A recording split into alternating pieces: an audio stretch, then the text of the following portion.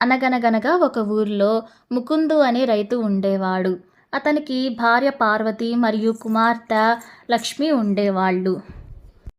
ముకుందుడి భార్య పార్వతి తన కుమార్తె పెళ్లి కోసం ముకుందుడిని పోరు పెడుతూ ఉండేది. పార్వతికి ఒక మేనల్లుడున్నాడు. అతని పేరు రాముడు. అతనిది వ్యవసాయ కుటుంబం అయినప్పటికీ అతని తండ్రి అతనికి మల్లయుద్ధ విద్యను నేర్పించాడు. అతడు రాజుగారి నుండి అనేక బహుమతులు, పతకాలు కూడా పొందాడు.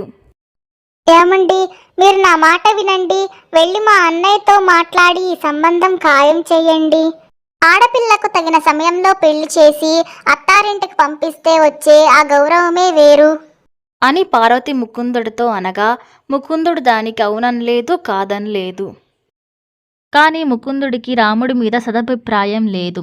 ఎందుకంటే రాముడు మల్లయోధుడైతే కావచ్చు, కానీ అతనికి బతుకు తెరువు కోసం మరి ఇంకా ఏ పని రాదు. తన తండ్రితో పాటు వ్యవసాయం చెయ్యడు. ఈ విషయమే ముకుందుడు పార్వతీతో అడుగుతాడు. రాముడు మన అమ్మాయిని ఎలా పోషించగలుగుతాడు? పథకాలు సాధించడమే బతుకు తెరువా? ఏడాదంతా ఏం చేస్తాడు? అభ్యాసమా? తన కుటుంబానికి అన్నవస్త్రాలు ఎలా సంపాదించుకోగలుగుతాడు? పార్వతి తన మేనల్లుడి ప్రస్తావన వస్తే పరవశించిపోతుంది. ఆ పరవశంతోనే వాడికేం లోటండి, వాడికి రాజుగారి ప్రాపకం ఉంది. ప్రతి ఏటా ఉత్సవాల్లో పథకాలు వస్తాయి. అంతటి ప్రతిభావంతుడు మన కుటుంబంలో ఉంటాడా? వాళ్ళు మన అమ్మాయి మీదే ఆశలు పెట్టుకున్నారు. నేను మా పుట్టింటి గడప ఎలా తొక్కని సంబంధం చేయకపోతే? ఇంకా ముకుందుడు తన భార్య పోరు పడలేక తన బావగారింటికి సంబంధం మాట్లాడటానికి బయలుదేరాడు. అతను తన బావగారింటికి అలా నడుచుకుంటూ వెళ్ళాడు. అతను చాలా దూరం నడిచాడు. అలా ప్రయాణిస్తూ ఉండగా ఊరి పొలిమేరకు వచ్చేసరికి ముకుందుడికి బాగా దాహమైంది. అబ్బా, బాగా దాహంగా ఉంది. ఏదైనా మంచినీళ్ళు దొరికితే బాగుండు. అక్కడ ఏదో మంచినీళ్ళున్నాయే చెట్టు కింద.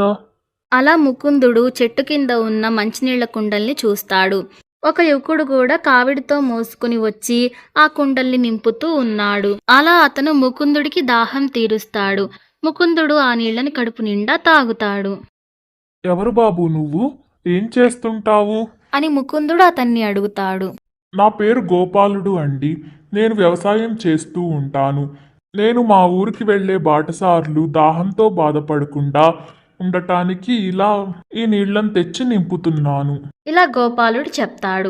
ఈ యువకుడు ఏ ప్రతిఫలం ఆశించకుండా సహాయం చేస్తున్నాడని, తన తల్లిదండ్రులతో వ్యవసాయం చేస్తూ సంతృప్తిగా గడుపుతున్నాడని ముకుందుడు తెలుసుకుంటాడు.